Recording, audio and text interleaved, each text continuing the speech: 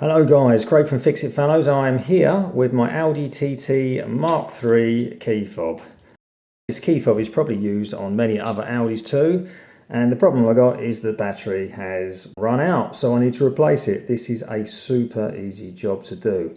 Just need to get yourself a new CR2032 battery. These are super cheap. You can buy them online and from many shops on the high street.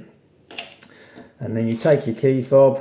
You'll notice that there's a black button here and here on the metal end. You press that in with your index finger and thumb and pull it out. That will reveal the actual traditional key blade there, so you can get into your car without using the key fob. So if you didn't know that was there you go, you know now. So that's that. Now we take the key fob bit, the plastic bit itself, and we need to get the battery out. Now the battery is located in this end, it's in a little tray. And again, we press in the two black buttons and we pull out. It's got a little bit of resistance to it. We pull it out and that reveals the battery tray.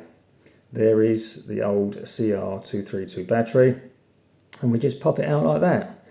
On the tray, there is a positive sign revealing which way to place the battery.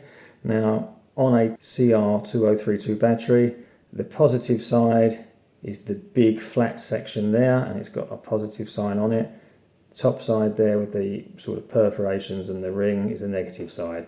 So take your new battery, place it on the tray, and then your key fob with the buttons showing there.